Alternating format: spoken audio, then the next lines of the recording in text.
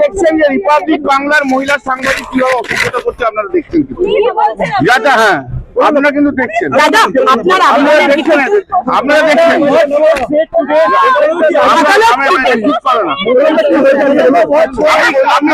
আপনারা ঠিক করে নিন আগে কি ওনার কথা উত্তর দেবো না।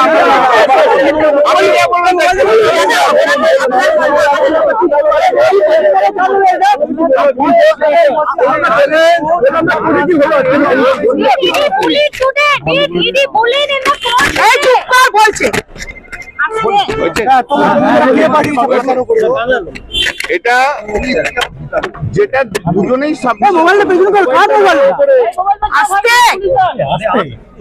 ইডি সাবমিশন, যেটা অল ইন্ডিয়া তৃণমূল কংগ্রেস যে রিট পিটিশনটা ফাইল করেছিল তাতে প্রথমে আর্গুমেন্ট হয়েছিল মেইনটেনেবিলিটি এটসেট্রা এটসেট্রা, এবং সেকেন্ড পিটিশনটার জন্য অ্যাডজর্নমেন্ট চেয়েছিল বিকজ সুপ্রিম কোর্টে ম্যাটার পেন্ডিং আছে। তো লার্নেড কাউন্সিল যে আইপ্যাকের হয়ে অ্যাপিয়ার করেছে, সে অ্যাপিয়ার করে দুটো পাঁচনামা যে কিছু সিজ হয়নি, কোনো কিছু সিজ হয়নি, আর কোনো কিছু মানে পাওয়া যায়নি যেটা একটা সন্দেহজনক।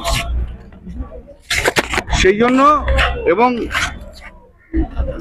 ইডির যে council additional solicitor general mister Raju during course of his submission এটাও বলেছে যে কোনো সিজ করা হয়নি, কোনো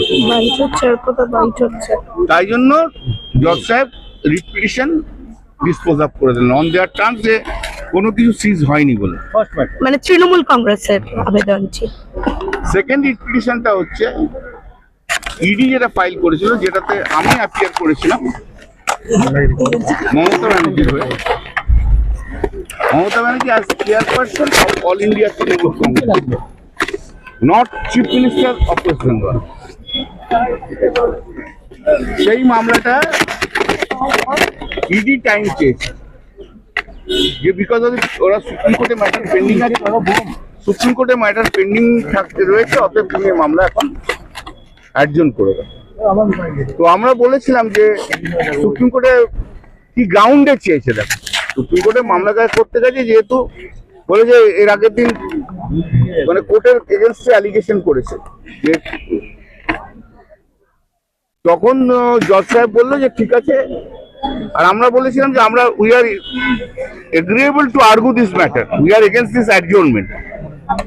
জজ সাহেব ওদের সাবমিশনটা রেকর্ড করেছি যে হিয়ারিং এ